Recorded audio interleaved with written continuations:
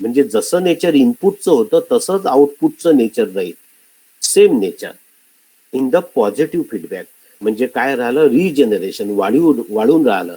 तुम्हाला मी एक्झाम्पल सांगितलं होतं. आता जर एक्झाम्पल विचारलं लाईव्ह क्लासमध्ये विचारलं असतं, आता हे याच्यात टाइम काही पास करायचा नाहीये, मला टाइमपास नाही म्हणत त्याला, दॅट इज द फीडबॅक, तुमचा फीडबॅक घेणे. तर तुम्हाला विचारू शकतो मी की बा पॉझिटिव्ह फीडबॅक आणि निगेटिव्ह फीडबॅकचे एक्झाम्पल कुठले दिले होते कार चालवताना, पॉझिटिव्ह फीडबॅक आणि निगेटिव्ह फीडबॅक. तर एकालाही येणार नाही, आठवणार नाही, सांगता येणार नाही. सांगा बरं कोणी, anyone? Vedanti, what is the example of positive feedback and negative feedback in car driving?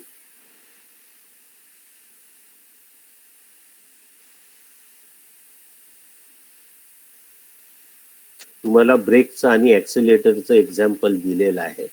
तर ब्रेक जर दाबला तर तुमची पोझिशन फ्रंट साईडला जाते, ब्रेक लागल्याबरोबर गाडी थांबते आणि तुमची एनर्जी कायनेटिक एनर्जी मध्ये कन्वर्ट होते, म्हणजे तुम्ही समोर जाता. So we can say that is the positive regenerative, म्हणजे ऍडिशन होते त्याच्यामध्ये, म्हणजे गेन वाढल्यामुळे output will be increase. And in negative feedback output is decrease but another advantages are there. आता पहा, हा positive feedback, negative feedback. Negative फीडबॅकचं a feedback signal of the original input signal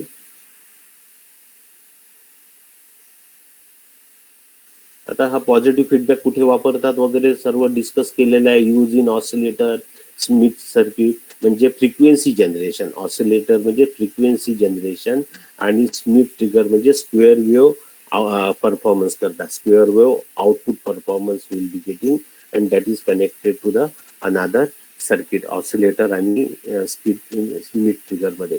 negative feedback, so output is connected to the input to the negative terminal. जसं इथे positive टर्मिनलला लावलं होतं, तर निगेटिव्ह फीडबॅक कुठे लावल, निगेटिव्ह टर्मिनलला. Positive output is connected to the negative terminal, आणि याला म्हणतात इन्व्हर्टिंग टर्मिनल. निगेटिव्हला कन्फ्युजन होऊ नये द्यायचं याच्यामध्ये, निगेटिव्हला इन्व्हर्टिंग. आणि इन्व्हर्टिंग का म्हटलं तर that is the negative feedback. जर सायनोसायडल जर तुम्ही इनपुट दिलं, output nature should be the out of 180 phase, म्हणजे 180 काय होतो, तो फेज डिफरन्स होतो. So that should be phase difference of the 180. So the output V0 is equal to minus AV VID. VID म्हणजे काय, इनपुट डिफरन्शियल व्होल्टेज. हे differential voltage आहे, ते आपण पुढे डिस्कस करू. आता इथे काही इनपुट वगैरे लावलं नाही आपण, फक्त आपल्याला हेच दाखवायचं आहे की याला वर्किंग, हा ट्रायंगल म्हणजे सिम्बॉल ऑपॅमचा. इथे ऑपॅम लिहा, 741 लिहा किंवा कॅपिटल A लिहा, that indicates as a amplifier, that indicates as a op amp. 741 लिहा. आणि ही डायग्राम काढताना याला 5 पिन महत्वाचे आहे. एक ही निगेटिव्ह, दुसरी पॉझिटिव्ह. निगेटिव्ह म्हणजे इन्व्हर्टिंग टर्मिनल, पॉझिटिव्ह म्हणजे non inverting terminal. Plus VCC, minus VE, त्याला प्लस मायनस 15 व्होल्ट म्हणतो आपण. आणि तो सप्लाय कसा तयार करायचा ते सुद्धा आपण थोडस डिस्कस केलेलं आहे. याला सेंटर टॅप ट्रान्सफॉर्मर पाहिजे, सेंटर टॅप ट्रान्सफॉर्मर. आणि 7805, 7815, 7905, 7815, 7905. 7815 म्हणजे ही IC आहे, regulator IC.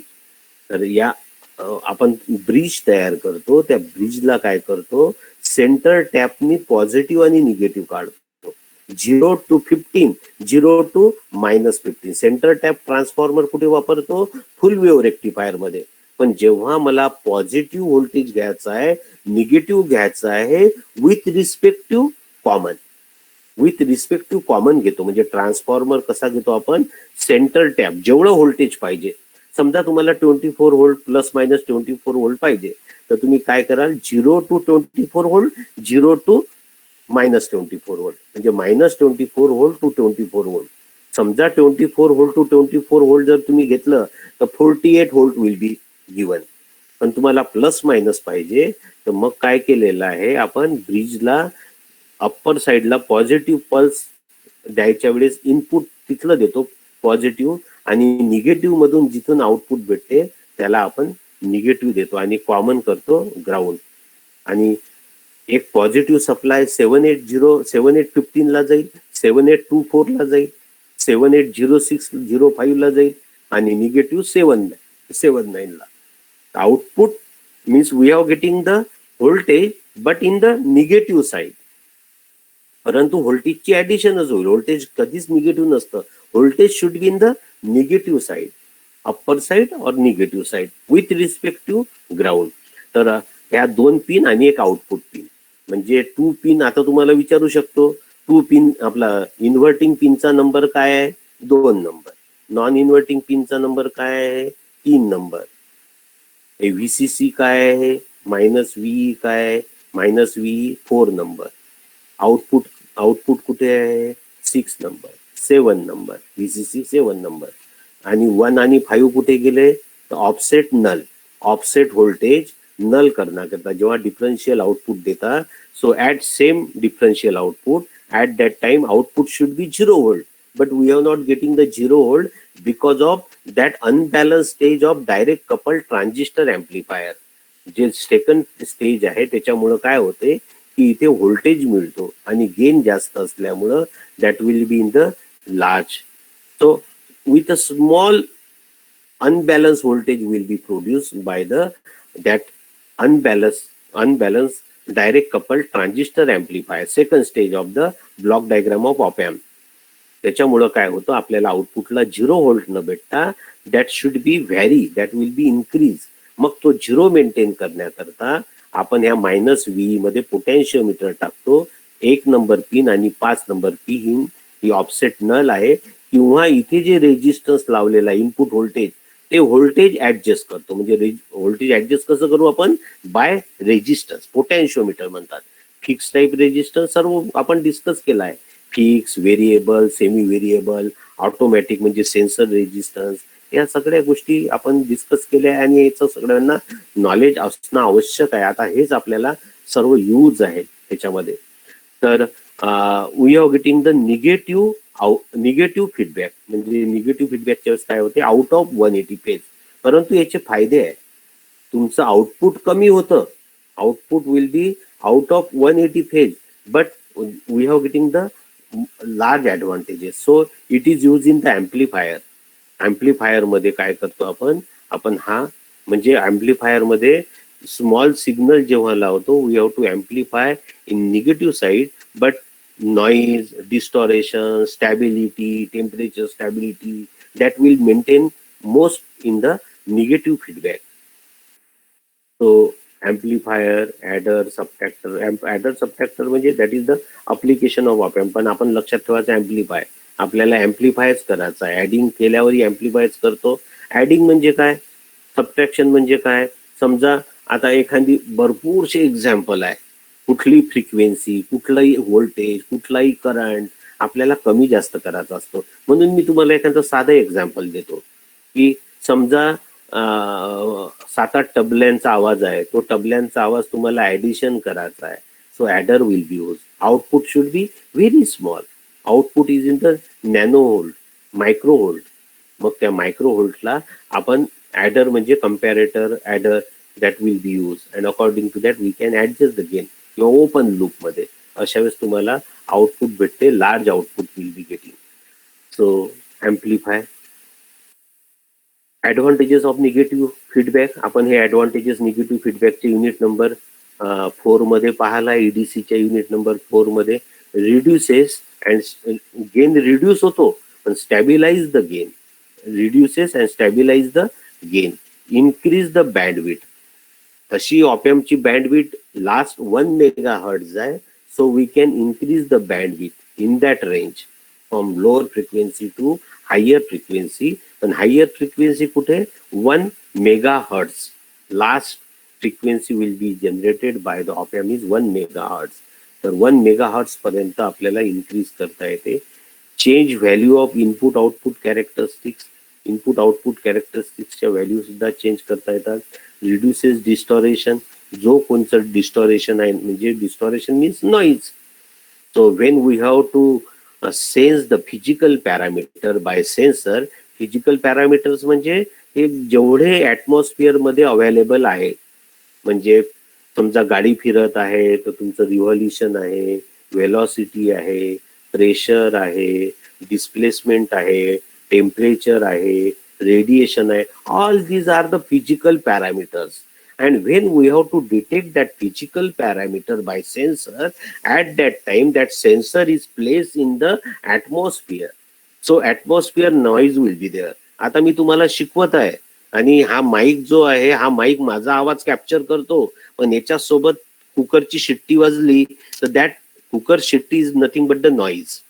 That noise is induce and that is equally amplified by the amplifier, and so distortion will be produced. तर वेगवेगळ्या टाईपचं डिस्टॉरेशन आहे, इलेक्ट्रोमॅग्नेटिक डिस्टॉरेशन आहे, कपॅसिटन्स डिस्टॉरेशन आहे. आता कपॅसिटन्स डिस्टॉरेशन कोणचा, एक एक मायक्रोफोन दुसरा मायक्रोफोन पॅरलल जर झाला तर they at that time capacitance distortion will be there. And one type of sound is coming, आपण त्याला शिट्टी म्हणतो, असा आवाज तयार होतो. So that is because of the capacitance will be developed, and we can say that that is the different names of distortion in the communication field. Reduces the effect of variation in temperature, temperature stability maintain करतो, and supply voltage on the output of the op amp, आणि op amp ला तेवढा supply voltage produce करतो. So comparison, आता हे comparison आहे open loop close loop ची. Open loop type of feedback, no feedback. Open loop मध्ये feedback नसतं, क्लोज लूप मध्ये पॉझिटिव्ह आणि निगेटिव्ह फीडबॅक आहे. Voltage gain very high, infinite 2 × 10⁵ for the op amp 741.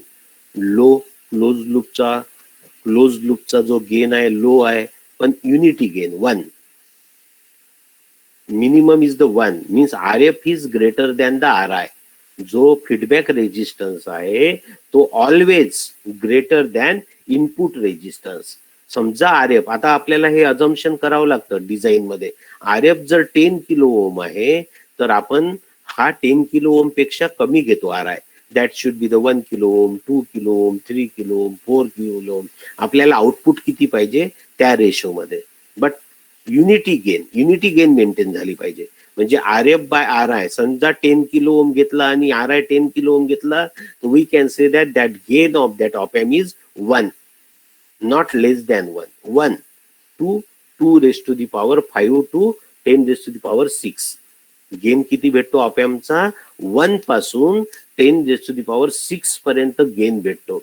मग तुम्हाला तुमच्या ऍप्लिकेशन मध्ये कसा यूज करायचा आहे, ओपन लूप करायचा आहे की क्लोज लूप करायचा आहे, that is depend on you. So application कसं आहे. आता एखादं अप्लिकेशन आहे, मला रेफरन्स व्होल्टेज सोबत, समजा रेफरन्स व्होल्टेज आहे आणि रेफरन्स व्होल्टेज सोबत कुठलाही सेन्सरचं रेजिस्टन्स वगैरे मेजर करायचं आहे. So we can say that is the comparison. मग यावेळेस आपण काय करतो की कम्पॅरेटर म्हणजे ओपन लूप लावतो. का ओपन लूप लावतो, ओपन लूपही घेऊ शकतो, क्लोज लूपही घेऊ शकतो. कारण काय आहे, इनपुट इज व्हेरी लेस. अशा वेळेस आपल्याला आउटपुट पाहिजे, output in the range of input working voltage 15 volt. 15 व्होल्टच्या वरती नाही, 15 व्होल्टच्या वरती तो आउटपुट देणार नाही. मग त्याला काय म्हणतो आपण, सॅच्युरेशन स्टेज. तर आउटपुट रेजिस्टन्स ओपन लूप गेनचं लो आहे आणि हे very low, means that is the 0. For 741 we can say that is the 75 ohm. Bandwidth high, very high, म्हणजे हा 1 मेगाहर्ट्ज, हा सुद्धा 1 megahertz, but that is in the range of 1 megahertz from 0 to 1 megahertz. त्याला bandwidth म्हणतात. So initial frequency to final frequency that will B produce. जसा AM band आहे रेडिओमध्ये, FM band आहे, तर that frequency, in that frequency we can tune the radio. We can tune the radio frequency and we can hear the programs that is going on that radio. जो radio वरती programme चालू आहे, समजा नागपूर तुम्हाला select करायचा असेल तर तो AM मध्ये सिलेक्ट होतो, SW मध्ये होतो, पण SW ची फ्रिक्वेन्सी बँड लार्ज असेल तर तो तिथे पोचणार नाही, तर तो AM मध्ये प्रोड्यूस होतो.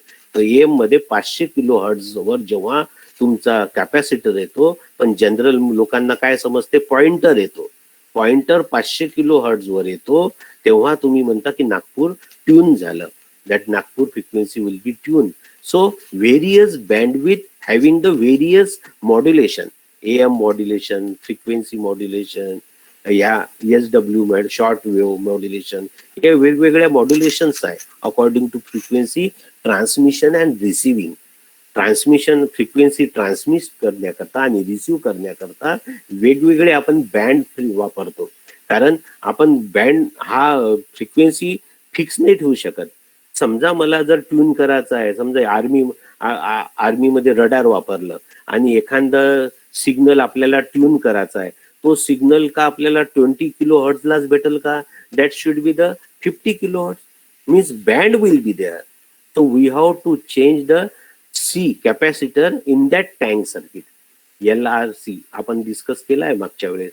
LRC हे 3 कॉम्पोनंट जेव्हा असतात सिरीज पॅरलल, आणि सगळे डिस्कस केले आहे मी, ब्लॅकबोर्डवर घेतलं होतं तुमचं पहिल्याच लेक्चरला इंटिग्रेटर डिफरन्शिएटर मध्ये आणि नंतर सुद्धा. So at that time in tank circuit the capacitor, variable capacitor will be there. आणि तो जो व्हेरिएबल कॅपॅसिटर आहे ना, दॅट इज एक्सटर्नली ऍडजस्टेबल. तो त्याला गँग कॅपॅसिटर म्हणतात. तो एक्सटर्नली ऍडजस्ट होतो. जसा आपल्याला साऊंड ऍडजस्ट करायचा आहे तर पोटॅन्शिओमीटर, आणि इथे फ्रिक्वेन्सी ऍडजस्ट करायची तर कॅपॅसिटर. पण जनरल लोकांना कॅपॅसिटर चेंज होऊन राहिला असं दिसत नाही, तो पॉट चेंज करतो. With the help of potentiometer, with the help of variable, so that will be move the shaft. फक्त तो शाफ्ट मूव्ह करतो. आणि ऑटोमॅटिकली जर असेल तर विथ द हेल्प ऑफ तुम्ही काय म्हणता remote control, we can adjust the frequency. So frequency can be adjust by radar or anywhere. आपली फील्डच कम्युनिकेशन आहे कुठेही, तर त्या बँडविथ मध्ये आपण मूव्ह होतो. Drawback, wave form distortion will be there. Wave form distortion काय आहे, कारण गेन पुष्कळ आहे, so low gain will be there. So unity up to 1 unity gain we can adjust. Configuration, differential, inverting, non inverting, म्हणजे differential mode मध्ये use करू शकतो, inverting मोड मध्ये, नॉन इन्व्हर्टिंग मोड मध्ये. हा हे सुद्धा inverting, non inverting, summing, difference that will be use, subtraction that is use. म्हणजे अप्लिकेशन दोघांची सारखेच आहे. तुम्हाला गेन किती पाहिजे आहे, आउटपुट किती पाहिजे. कारण V0 is equal to voltage gain A into VI. Input मध्ये काय केलाय तुम्ही, डिफरन्स घेतलाय, सबट्रॅक्शन घेतलाय, समिंग घेतलाय, कंपॅरिझन घेतलाय, whatever it may be. Output should be gain multiplied output of M. Output of M is equal to A. A is the gain.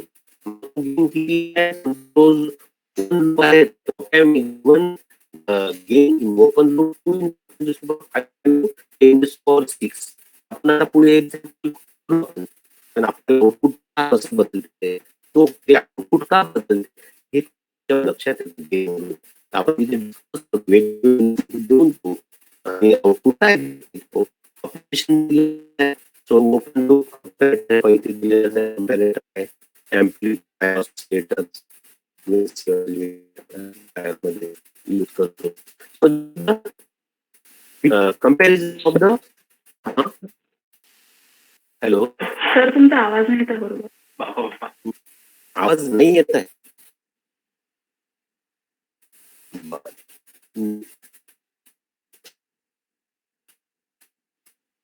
Change करतो. जिओ केलेलं आहे, जिओ मी विवो करतो.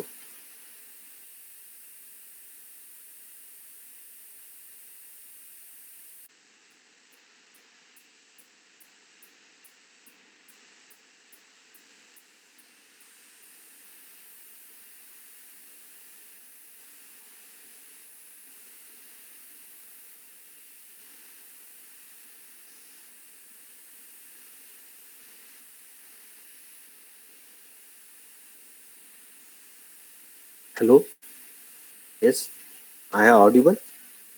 I have connected. Yes, sir. Yes, sir. Okay. After that, open loop configuration. आता आपण open loop configuration आणि close loop configuration पाहू. म्हणजे open loop configuration मध्ये हेच अप्लिकेशन आहे. म्हणजे डिफरन्शियल आहे, इन्व्हर्टिंग आहे, नॉन इन्व्हर्टिंग. जेव्हा इनपुट आपण इन्व्हर्टिंग टर्मिनलला वापरतो म्हणजे निगेटिव्हला लावतो व्ही इन, त्याला इन्व्हर्टिंग. नॉन इन्व्हर्टिंग पॉझिटिव्हला लावतो त्याला नॉन इन्व्हर्टिंग ऍम्प्लिफायर म्हणतात. आणि दोन्ही याला इनपुट लावतो त्याला डिफरन्शियल म्हणतात. परंतु how much voltage is connected to the input, what should be the output. आउटपुटला किती व्होल्टेज भेटतं आणि नेचर काय राहतं, आता आपण एक वन बाय वन डिस्कस करू. डिफरन्शियल ऍम्प्लिफायर घ्या. काय केलेलं आहे, नॉन इन्व्हर्टिंग टर्मिनल आणि इन्व्हर्टिंग टर्मिनल. इन्व्हर्टिंग म्हणजे निगेटिव्ह आणि नॉन इन्व्हर्टिंग म्हणजे पॉझिटिव्ह.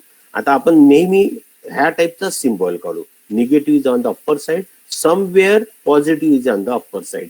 कारण काय, हा पॉझिटिव्ह म्हणजे so this will be minus this, म्हणजे याच्यातून हे मायनस होतं. So it is a V1 V2, the V1 minus V2. आता याला V2 म्हटलेलं आहे.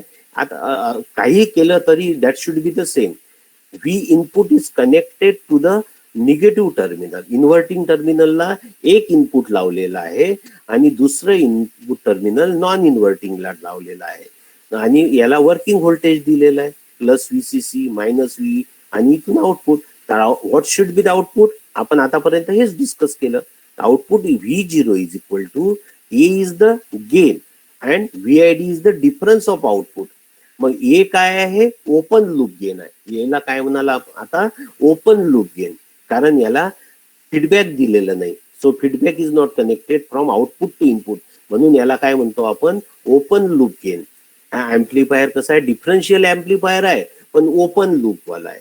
डिफरन्शियल ऍम्प्लिफायर आहे पण क्लोज लूप वाला. तर क्लोज लूप मध्ये त्याचं चेंज होईल, कारण क्लोज लूप मध्ये त्याचा गेन जो आहे हा इन्फानाइट नाही राहत.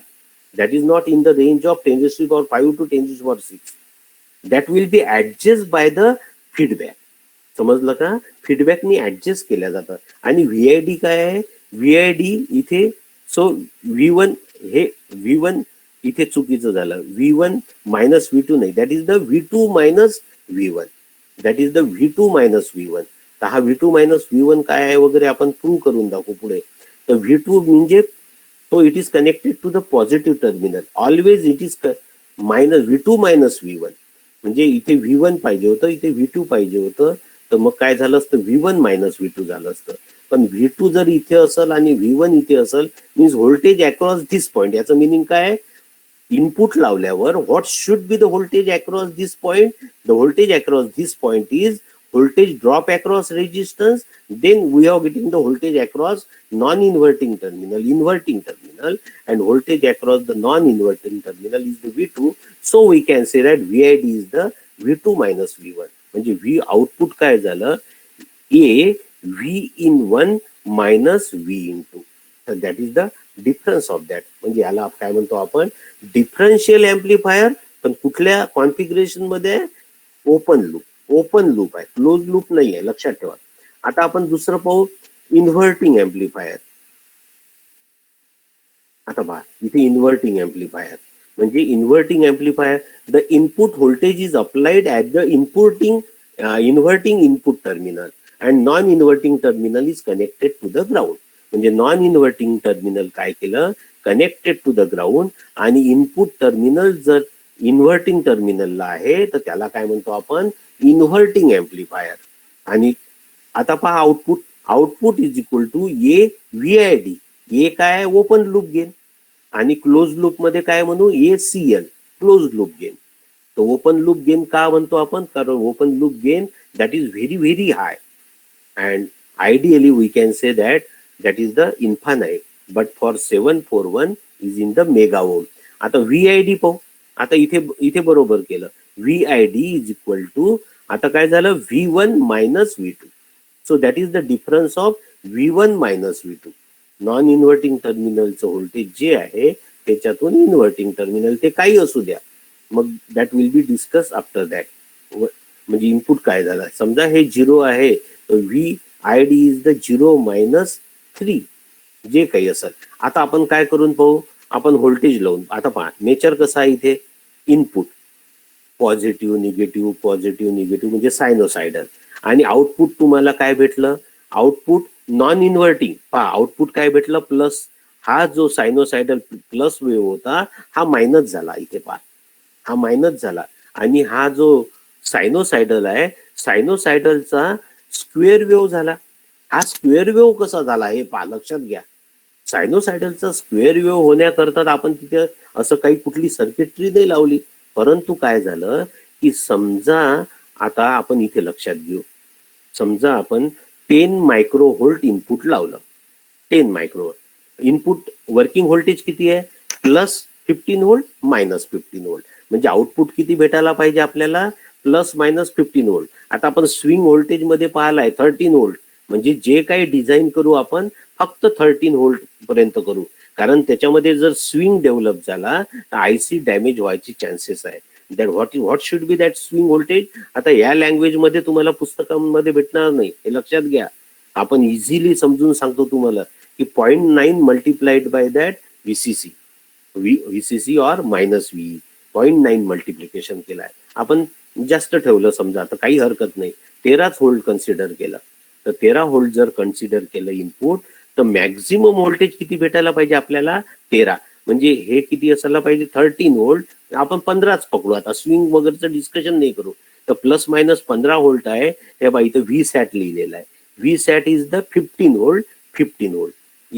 इथे आपण इनपुट किती दिलं होतं, 10 मायक्रो व्होल्ट. आता 10 मायक्रो व्होल्ट जर दिलं तर आपल्याला आउटपुट किती आलं, तर ते डिस्कस करू. आता output V0 is equal to, difference किती आहे, 10 मायक्रो व्होल्ट. 10 मायक्रो व्होल्ट म्हणजे पहा 1 मायक्रो व्होल्ट पकडा पहिले, 1 मायक्रो व्होल्ट इनपुट लावलं, 1 इंटू 10⁵ जर आपण गेन पकडला, 1 इंटू 10⁵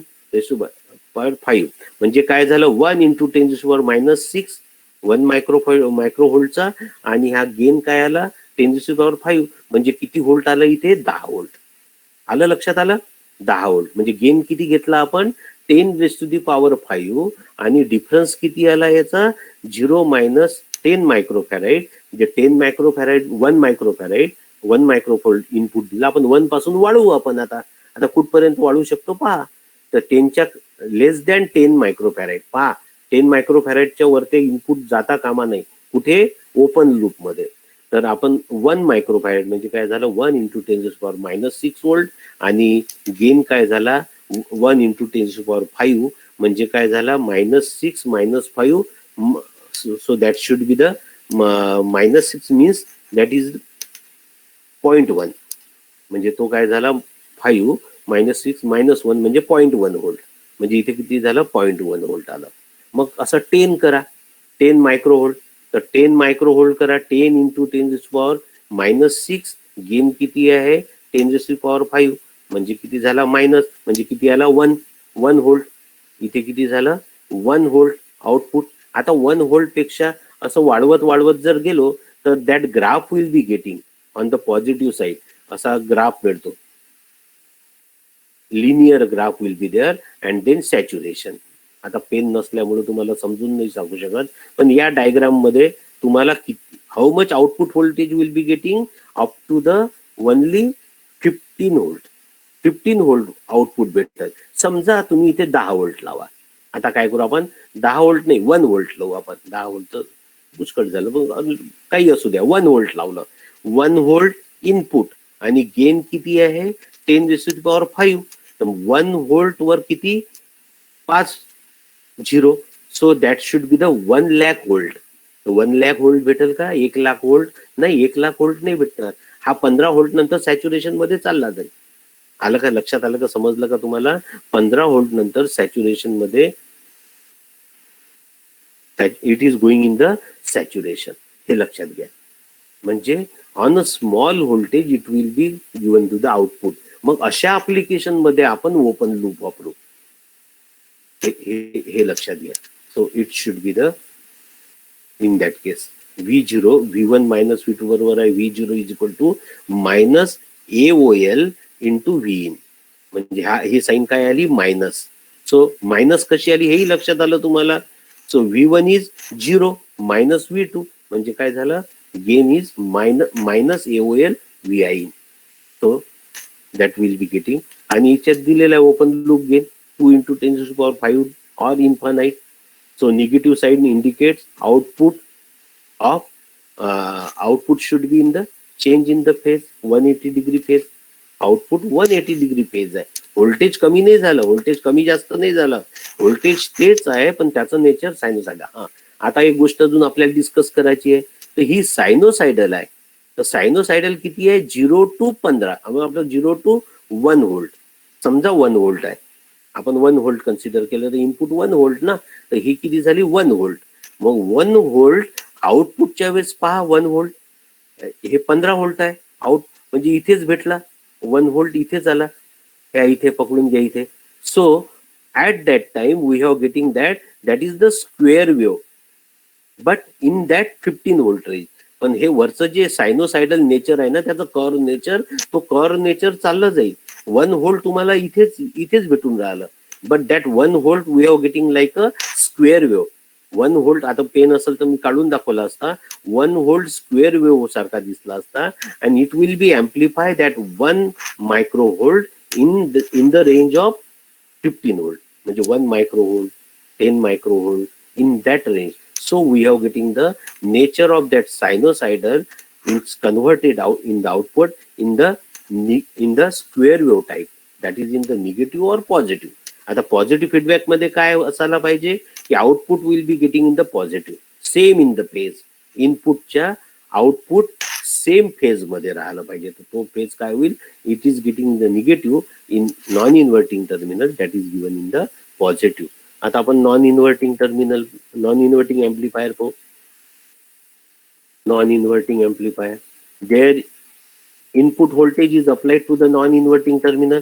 हे लक्षात घ्या, इनपुट व्होल्टेज काय केलं आपण, हे जे इनपुट व्होल्टेज आहे हे नॉन इन्व्हर्टिंग टर्मिनलला कनेक्ट केलं, आणि निगेटिव्ह टर्मिनल हे जे आहे, हे निगेटिव्ह टर्मिनल हे ग्राउंडला कनेक्ट केलं. तर यावेळेस काय होईल, V0 is in the phase. Non inverting टर्मिनलला लावल्यामुळं output should be in the phase. So V0 is equal to AOL VID. AOL म्हणजे open loop gain into VID. The difference of that AOL is equal to V1 minus V2. तर V1 चं जे voltage आहे ते V1, V2 is 0. So output should be in the positive. म्हणजे output positive म्हणजे that will be in the phase. Negative म्हणजे that is out of phase. Negative gives the out of phase आणि positive give in the phase. मग काही application मध्ये आपल्याला out of फेजही पाहिजे, त्याचे ऍडव्हान्टेजेस आपण आताच पाहिलेले आहे. आणि काही अप्लिकेशन मध्ये आपल्याला गेन जास्त पाहिजे, तर त्याची आपण ऍडव्हान्टेजेस पाहिले. जसं आपलं अप्लिकेशन आहे तशा प्रकारे आपण ऍम्प्लिफायर मध्ये वगैरे आपण नॉन इन्व्हर्टिंग एम्प्लिफायर वापरतो, ऍम्प्लिफायर, ऑसिलेटर्स वगैरे मध्ये. आणि जिथे आपल्याला गेन निगेटिव्ह पॉझिटिव्ह पाहिजे, जिथे म्हणजे पॉझिटिव्ह पाहिजे असं अप्लिकेशन जर पाहिजे असेल तर that is the instrumentation amplifier, sensor application. त्या सेन्सर अप्लिकेशनचं इनपुट काय आहे आपल्याला, that should be the very small, but we have to convert into large. तर इथे पहा तुम्हाला VO काय भेटला, AOL into V in. No negative signs means output is in the phase. With मी जे समजून सांगितलेलं आहे तेच मी थेअरीमध्ये लिहिलेलं आहे 1 by 1 पॉइंट मध्ये. आणि ह्या नोट्स ज्या आहेत त्या परफेक्ट नोट्स काढलेल्या आहे. पुष्कळ वेळ लागला मला, मी सतत त्या नोट्स वरतीच भिडलेलो आहे. आता कुठं माझं 5वं युनिट चालू आहे असं 1 by 1. पण तुम्ही नका करू, तुम्हाला नाही करायचं आहे. JS कत्रेजचं पुस्तक आणा हे सांगितलं तर आणलं का, नाही आणलं कोणीच. मार्केटमध्ये जा, गांधी चौकामध्ये जा, नंतर कुठल्याही पुस्तकाच्या दुकानात जा. आता गांधी चौकात जायची आवश्यकता नाही, सेकंड हँड नाही घ्यायचा आहे. कारण सेकंड हँड जर घेतलं तर ती जुनी एडिशन, ते वाचायलाही कठीण जाते. जुनी एडिशन आहे त्यांची, छोटी, आणि त्या पुस्तकाची किंमत 250-300 रुपये असतात. आणि आता जी नवीन एडिशन आहे हे लँडस्केप मध्ये काढलेलं. लँडस्केप म्हणजे तुमचं मोठं रजिस्टर असते की नाही, तशा टाईपच्या नोट्स काढल्या आहेत. मग ते 300 रुपयाची कॉस्ट 147 रुपयाला आलेली आहे. आणि 147 मायनस 10% तर तुम्हाला 117 पडायला पाहिजे, ते 120 रुपयामध्ये तो दुकानदार देतो. मग 120 रुपये तर झेरॉक्सला लागते आपल्याला. आता ते ते पुस्तक आणा आणि ते नोट्स वाचा, 1 2 3 4 5 वेळा वाचा. तुम्हाला सिंपल भाषेमध्ये दिलेलं आहे. आणि जसं जसं आपण क्लासमध्ये शिकतो तिचं वाचन वाढवा, नोट्स काढा, तुमच्या स्वतःच्या नोट्स काढा. नोट्स आणून चालत नाही, तुमच्या स्वतःच्या नोट्स काढावं लागेल. स्वतः जसं मी तुम्हाला सांगतो की मी एक एक नोट्स काढून आलो, तर तशा तुमच्या नोट्स काढायला पाहिजे. आता ही नोट्सच आहे, पण ही नोट्स समजा वहीवर पाहताना एकदम सिस्टमॅटिक दिसते. थोडा त्याचा फोटो घेतला म्हणजे तो एनलार्ज होतो, आणि एनलार्ज झाला की ती थोडी चांगली दिसत नाही आणि आडवी तिडवी येते थोडीफार. कारण पहा आता इथे लाईन अशा थोड्याशा झुकलेल्या आहे, जसा फोटो येईल तसाच येईल. सो त्या नोट्स वापरा, 120 रुपयाच्याच आहे, झेरॉक्सच्या कॉस्टवर आहे. आणि पुस्तक वापरायचं असेल तर पुस्तक भरपूर काही आहे. फॉरेन ऑथरचे पुस्तक आहे, तुमच्या डोक्यात एकदम फिक्स बसल. आणि इंडियन ऑथर आहे. पहिले आपल्याला इथूनच सुरुवात करावं लागेल, म्हणून मी टॉन्ट मारला तुम्हाला. फॉरेन ऑथर तर दूर राहिले. पहिले आपले JS कत्रे, आणि सर्वात चांगलं जर पुस्तक पाहिजे असेल ना सोप्या भाषेत, संजय शर्मा. बस, मग भरपूर आहे. बक्षी, गोडसे बक्षी चांगलं पुस्तक आहे, बोटकर आहे. मग त्याच्यात काय होते की हे आहे तर ते नाही आहे, ते आहे तर ते नाही. पण काही कॉन्सेप्ट जर समजून घ्यायचा असेल तर आयसीचा जर कॉन्सेप्ट समजून घ्यायचा असेल आयसी, तर आपण बोटकर वापरतो. मग गायकवाड पुस्तक चांगलं आहे, बक्षी आणि गोडसे बक्षी ते चांगलं आहे. बक्षीचं पुस्तक एकदम छान आहे. पण मी सर्वात चांगलं तुम्हाला म्हणाल की तुम्हाला समजणारं कोणतं आहे तर that is the Sanjay Sharma. EDCचं सुद्धा संजय शर्मा, आणि LICचं सुद्धा हे अॅनालॉग सर्किटचं सुद्धा संजय शर्मा. आता JS कत्रेच्या नोट्स आणाल तर त्याच्यावरचं हेडिंग काय आहे, लिनियर इंटिग्रेटेड सर्किट. मग लिनियर मध्ये काही सर्किट नसल तर ते 1-2 सर्किट तुम्हाला दुसऱ्या ह्याच्यातून काढता येईल, नो प्रॉब्लेम. थोडस 1-2 पार्ट नाहीये. समजा ऍडर नाहीये, एखादा अजून दूसरा पार्ट नसल, तर that is available in the another books. So in non-inverting terminal, no negative sign means output is in the phase of the input signal. In this, the input signal is amplified by the gain of AOL, आणि gain किती आहे, 2 × 10⁵ to 6 infinite gain. आता infinite gain output positive आलं, याच्या same आलं तर 1 microvolt तुम्ही करून पहा. 1 मायक्रोव्होल्ट लावा आणि गेन घ्या, 10⁵ घ्या, 6 घ्या, तुमच्या अंडरस्टँडिंग करता. मग 1 मायक्रोव्होल्ट घ्या, मग 1.5 मायक्रोव्होल्ट घ्या, मग 10 मायक्रोव्होल्ट घ्या, 10 मायक्रोव्होल्ट नंतर 10.5 घ्या, असं घेऊन 10.50 घ्या. अशा वेळेस आउटपुट काय होते, एक वेळ तुम्हाला अशी येईल की यांनी मल्टिप्लिकेशन गेल्यावर हा सॅच्युरेशन मध्ये जातो. म्हणजे सॅच्युरेशन म्हणजे 15 + 15 - 15. वर्किंग व्होल्टेजच्या वरते व्होल्टेज देणार नाही. हा जनरेटर नाहीये, लक्षात घ्या. Generator gives the output in that weightage. Generator मध्ये जनरेट होते, इथे जनरेट नाही होऊन राहिलं. जे इनपुट दिलेलं आहे ट्रान्झिस्टरला तेवढंच तुम्हाला आउटपुट भेटून राहिलं. That is in the range of ±15 volt. तर हे आउटपुट काय आहे, that is the maximum is +15 आणि निगेटिव्ह साईडला -15. प्लस मायनस म्हणजे 0 to 15. म्हणजे आउटपुट काय भेटून राहिलं आपल्याला, 0 to 15. आणि समजा आपण डिझाईन करतो तर आपण काय करतो, 0 to 13 घेतो. तर का घेतो 13, that is the swing voltage. ते आपण पॅरामीटर्स मध्ये डिस्कस केलेलं आहे. आणि हे का चेंज होते हे पहा याच्यावरून. 1 मायक्रोव्होल्ट इज या 15 व्होल्ट मध्ये 1 मायक्रोव्होल्ट कुठे येईल लक्षात घ्या. 1 microvolt will be the here very small. हे पहा इथेच येऊन राहिलं 1 मायक्रोव्होल्ट. त्याच्याही पेक्षा दिसणारही नाही, इतक्या कमी याच्यात 1 मायक्रोव्होल्ट. तर 1 मायक्रोव्होल्ट इथेच बसून राहिलं. आणि 15 व्होल्ट म्हटल्यानंतर काय होऊन राहिलं की ही जी सायनोसायडल आहे that is in the small.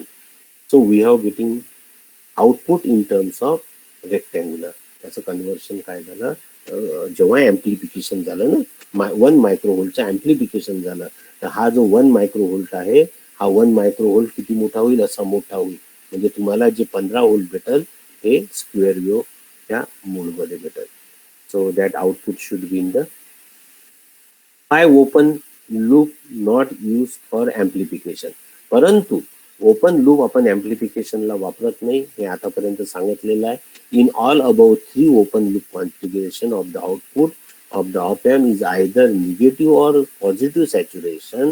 The saturation switches between the positive and negative saturation level.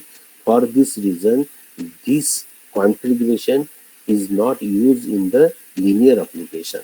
तुम्ही जेव्हा इनपुट दिलेला आहे तेव्हा आउटपुट काय भेटलेलं आहे, प्लस व्ही सॅट मायनस व्ही सॅट, म्हणजे सॅच्युरेशन मध्ये गेला. आपल्याला सॅच्युरेशन मध्ये गेलेला ऍम्प्लिफायर नाही पाहिजे, आपल्याला वर्किंग स्टेज दिसली पाहिजे. तर so that should be in the 9 volt, 10 volt, 11 volt, 6 volt, 2 volt, 3 volt, in that application, in that amplification. मग तो ऍम्प्लिफिकेशन कसं ऍडजस्ट करू, then we go for the close loop amplification. मग आपण काय करतो, आपण या why open loop is not use आपण पाहिलेला आहे.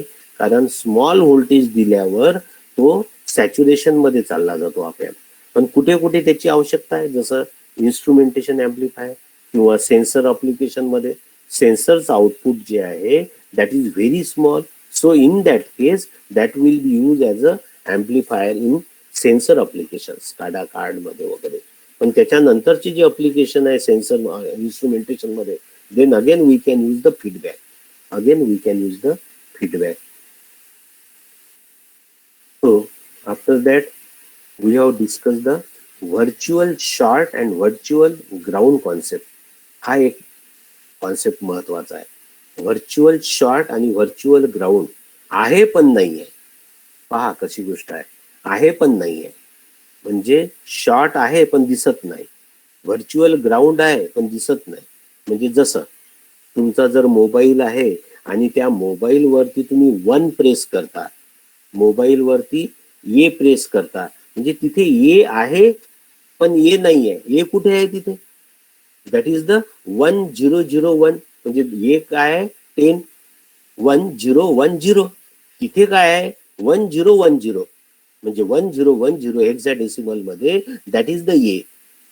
म्हणजे तो जो ए दाबता तेव्हा हेक्साडेसिमलचं आउटपुट काय भेटतं आपल्याला 1010, आणि त्याची व्हॅल्यू 10 आहे. Means that is the A but that is not A. म्हणजे virtually we have say that that is the A. म्हणजे ए आहे परंतु एच्या आतमध्ये सिग्नल काय आहे ते नाही. म्हणजे virtual means being almost or nearly something, म्हणजे काहीतरी आहे. Virtually means being almost or nearly something.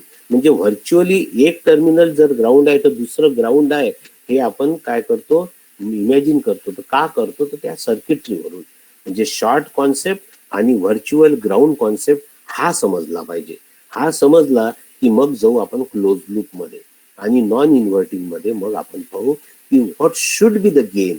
V0 is equal to A into VID. तर ए काय आहे, RF/RI इन इन्व्हर्टिंग टर्मिनल, आणि नॉन इन्व्हर्टिंग टर्मिनलचा गेन 1 प्लस RF/R1. तो 1 plus RF/R1 कसा आला, RF/R1 कसा आला, so that is the concept of virtual short and virtual ground concept. So after that we are getting that how that gain should be changed in the inverting mode and non-inverting mode. So in a tomorrow lecture we have discussed the virtual short and virtual ground and closed loop configuration. Now I have stopped here. You have to join in next lecture.